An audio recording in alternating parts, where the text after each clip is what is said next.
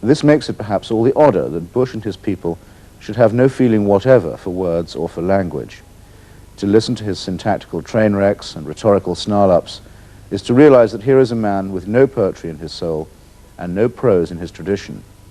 People like this sometimes tend to take a self-deprecating line about leaving culture to the artsy-fartsy set. But keen though Bush is on the fartsy, he's inclined to feel safe only when high culture is in the hands of the big endowments and collections, the sort of people who would be just as happy at a fundraising black-tie dinner for himself. The Titanic New Getty collection is the acme of this preference, while the denuded National Endowment for the Arts is its counterpart. When the Republican John Frohnmeyer resigned as director of the said National Endowment, he complained that Bush had joined in a witch hunt in which he did not himself believe, and thus was doubly dishonored. The criticism may have missed the point. For Bush, lightness is all. His motto might be rendered as, only disconnect. To convict him of having no cultural center or core is merely to confirm his own view of himself as a commonsensical, no-nonsense pragmatist. There was Reaganism, but there will be no Bushism. A Bushism, instead, is already the name given to a piece of verbal or cultural crassness, and that is as it should be. Christopher Hitchens, who's joined us now in the studio. Also, Tamar Janowitz, who rose to prominence as a Brat Pack novelist with Slaves of New York, and most recently the Male Cross-Dresser Support Group. Shea Haidt, feminist and writer, and author of The Haidt Report. Cosmo Landesman, a London-based American and contributing editor of The Modern Review, and Bill Buford, the editor of the literary magazine Granta. Can I begin, gentlemen and ladies, with a look at that kind of cultural question that Christopher brought up? After 12 years, we've seen culture in America become something of a battleground in which the moral majority have, in a sense, won, even if it's by the passivity on Bush's part. And on the other side, we have a kind of cultural elite, the creative artists struggling to get their voice heard. Now, we've actually heard Clinton say that he's going to get in on a platform of unifying division within American society, but he's also said he's a member of the cultural elite. Bill Buford, can he reconcile the two? Can he bring those things together? I don't think there's probably a lot that he personally will do. I mean, there's a misconception that governments make culture. They don't. But governments can or cannot create a context which is sympathetic to culture. George Bush did not create a political context that was sympathetic to culture. John Major does not. John Mellor was even worse. I think Clinton will. And I think he will for a lot of complicated reasons that have nothing to do with policy or politics or whether he's reliable, whether he's a descendant of Kennedy or any of this Camelot line that I don't think any of us here would find persuasive for a minute. He's of a different generation.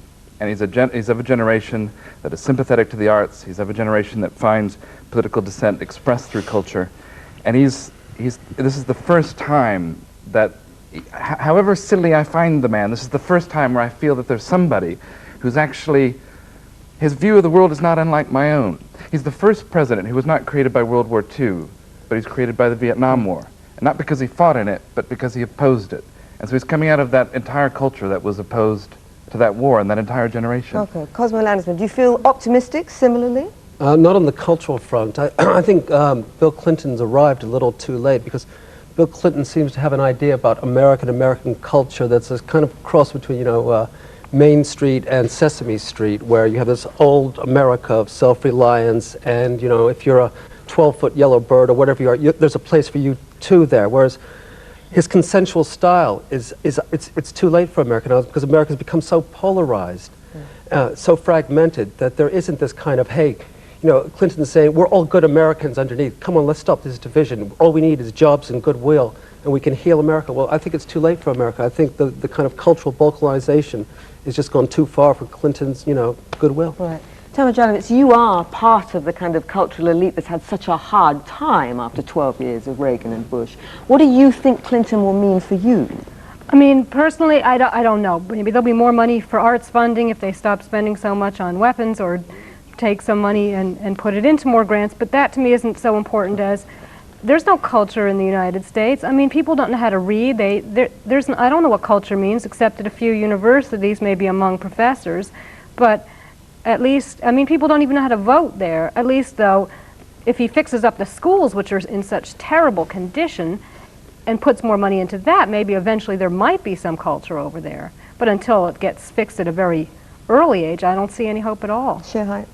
Well, the thing that strikes me all along is this obsession that the right, and especially George Bush, has had with the family, or what he calls the family, and he has only one definition of the family, and that is the traditional sort of hierarchical, autocratic family headed by a man. Really what he's defending is the male right of owning the family. Well, and that has defined culture in some way. Yes, exactly. In other words, everything has to conform to that model. Anything that varies slightly and doesn't worship that model is out. Right. Christopher, do you think he can bring about change and unify?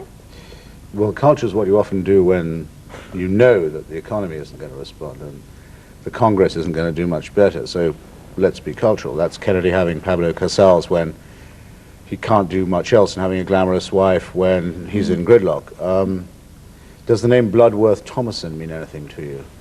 Not to me. It's a good name, you have to admit.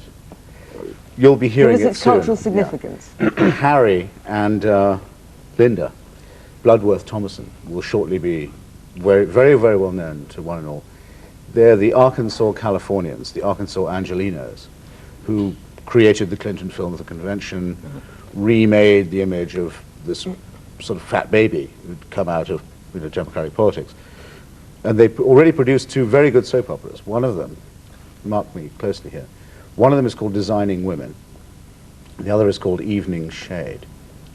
Evening Shade is the beautiful name of a small town in Arkansas. It was suggested by Hillary Clinton as a name for a show, and they just make a show called Evening Shade.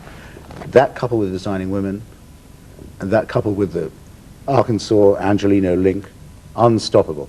All right, let's use crystal ball gaze into culture. Now, I want to move on to an issue, and you sort of brought it up there, which is if he can't maybe do a lot for culture in the direct, narrow sense, maybe in a larger sense he can. It seems to me that there is one issue that has moved to the top of the agenda here, and that is women, to a certain extent. We've seen unprecedented numbers of women voting for him at a time when there's been a great deal of backlash for 10 years in America. There's a First Lady, the like of whom we have not seen before. Yeah. Do you feel optimistic about the kind of cultural role of women in the next 4 years if Clinton gets I certainly do, and despite whatever Clinton may think about women, I think it's too late for him to stop whatever women are trying to do. If Bush did win, however, I think that it would be very, very bad for women, and the amount of repression that we've seen is nothing. So far it would continue, and I think might stop the women's movement. The abortion issue did bring everything to the fore, especially the Anita Hill testimony as well. I don't know whether women could continue if Bush did win. But it's not just, of course, Bush. It's also unprecedented numbers of women trying to get into Congress. Women seem to have entered the political race now with this election in a way they haven't before. Well, the thinking was that there's no way that a woman can get the presidency at the moment, which is ridiculous when you think of it, but there's no way that a woman can be president in the United States, unfortunately. And the Supreme Court is more or less packed with people who don't believe in women's rights very much. So what's left? Congress. So that was the thinking, put all the money that we could raise into Congress and try and get as many seats there as possible. What difference will it make to women, a Clinton presidency? Well, if women are also allowed to be in the, quote-unquote, in the cabinet, etc., of course it can make a big difference. I think the pressure behind how Clinton won, I mean, he once said that he would get the presidency on the coattails of women, then I think, of course, it will make a big difference. The atmosphere of the country will change. Cosmo? I'm very surprised to hear Sher Hyatt say that, because if you read your books, the problems that you're talking about, I mean, aren't something that, Clinton's going to be able to change. The White House is not going to produce, more orgasms, communications, and cuddles. I mean, there are limitations to power.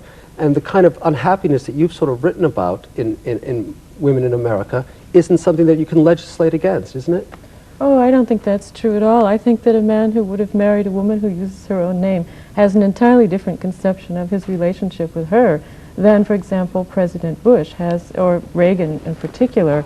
Reagan with the idea that Nancy had to be there all the time, quietly looking at him. Well, I think this is not unrelated to the culture issue. I mean, a president is not going to make it necessarily that much better for women. It doesn't have that kind of power. With a wife who's claiming she might almost be a co-president. I think she's wonderful, but I think it is a different context, and it is a positive context, and he made a positive stand on a number of important women's issues, and he is of a different generation, and his wife is of a different generation. There's a freshness there which I think a lot of people find much more All right, sympathetic. well, let's talk about the image of their presidency. And one says there, because it's clear that she's making a real stand as to the role she'd like to see herself play. Do you think there'll be a different image of the presidency, Christopher, with a first lady, not an eminence grise at all, standing right beside him, clearly wanting to get her finger into some political pies? Just remember, Kitty Dukakis was thought by a huge number of people to be a vast advance on Barbara Bush. And her husband didn't even know that she was drinking the rubbing alcohol up in the Well, what a bathroom. thing to bring up. That's That's how bad. Well, because wait, I'll tell you why I bring it up. does that have to do with Hillary Clinton? I'll tell Miss Height why I bring it up. Because you get it every time. People say, "At last, the Democrats get in touch with women." They said it last time too. look And at the Eleanor Dukakis was so much Roosevelt, better on they the fact. certainly The do fact from is, time to the guy time. was in terrible anguish, personally and politically, and nobody cared, and nobody knew. I'm just cautioning you against all right. falling for another Camelot. Tara, do you For think another she'll make a gesture. difference? I mean, she's a woman who's had her own career. Yeah, I'll tell you how she'll make a difference. She represents the class of greedy lawyers who form the basic support group, Women are financially and always politically, of the Clinton called selfish campaign. if they're The Clinton successful. campaign is basically run by the law firms of K Street and Wall Street. Right. And she's a perfect symbol to him of that political annexation. That's why No, Miss Height is Oh, all wrong right, in Miss- saying well, she let- changed well, her perhaps Miss Height name. She could say changed her something. name Hold back. on one You're second, Miss just Height. doing women bashing. It's the same thing. I see it all the time. This woman has presented herself You said women impeccably, wouldn't survive excuse me, Bush. throughout this whole thing. She's presented herself impeccably. She's presented herself as interesting, charismatic. She's stood up on her own. She's gone through the thing of, supposedly he was unfaithful and all of that.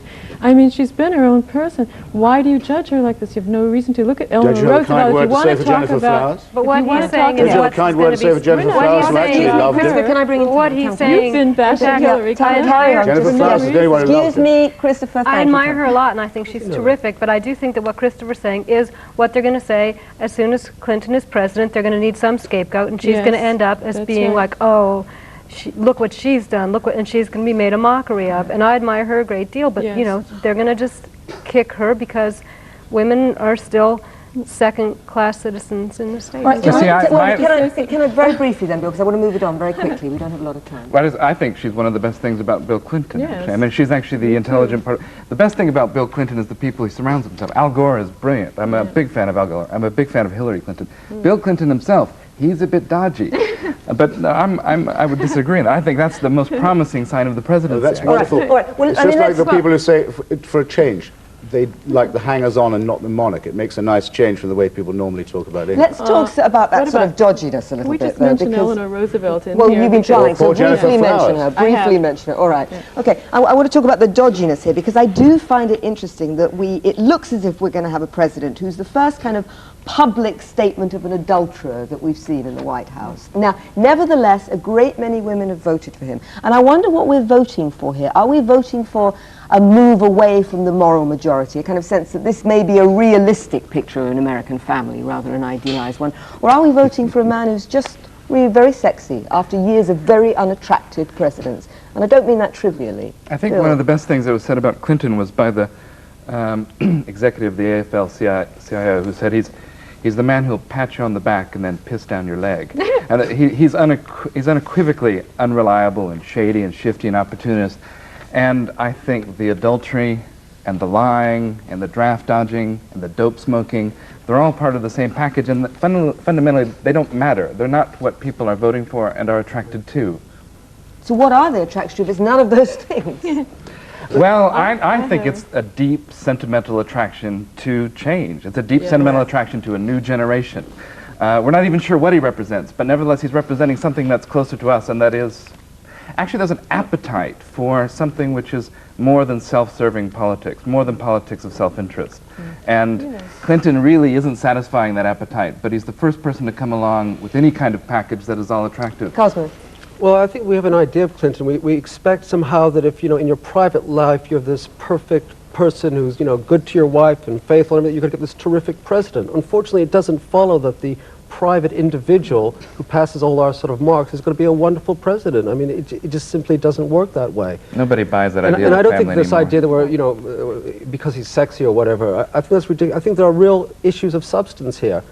Clinton is about a return that we haven't seen, about the idea of government intervening into This is political just what life. they said Very about Mike and Kitty. optimistic. They said Mike couldn't get enough of Kitty all through the campaign. They were so. But what does that have to do with it's men's all, policies? No, wait. What does Look, it? I mean, it's just really objectionable to me. But As someone who's come from Washington, trivia. come from Washington, see people so abjectly swallowing at its own face value the propaganda of an ordinary politician and his wife. What is the objection I made to Bush in the little piece you let me do? And I can tell you think I already said enough. The objection is that people like him think they already own the country, and they think of culture as the decor of that ownership. Look at Clinton's Arkansas. Clinton thinks he owns Arkansas, and he really does. He runs it like a fiefdom. One of the ways he runs it is by having a law firm run by his wife, through which the fundraising is done by the Arkansas branch of BCCI and the savings and loan industry. Right, make a Hillary conspiracy Clinton is the brief here. decor Make on a that. No, conspiracy just that's brief. it. That's it. What is feminist about that? And why will none of these ladies, Mamselle, Haidt, and Janowitz, say a kind word for Jennifer Flowers, who really loved him, I'm happy to who really worked for him, now who are and you who was thinking fired, that and who was they fired for should- talking, all right, and who was fired for telling the truth. Haidt, would you like to say Yes, something? We don't the have thing- very long. A truth-telling woman who Excuse me. loved the Don't guy. have long. The American people were only offered 2 choices, well 3, of people to vote for. It isn't as if they are saying, oh, Bill Clinton is the perfect person, he represents everything that I want. But there's a terrific outpouring of people voting in the United States who want something which is much more spiritual. They want to return to an idea of America that means something. And Clinton may not perfectly represent, but that's why they're voting for him. Great. Okay, thank you very much. We do have to stop now because the results will be coming in very soon. what Shea the hell? Haidt, Cosmo Landisman, Bill Buford, Christopher Hitchens, Tamara Janowitz. Thank you all very much indeed. That's all for tonight. Tomorrow night, 10 years of Channel 4. Does maturity always bring conformity? Tonight, in a moment on BBC 2, much more of the American election coverage. From me, good night.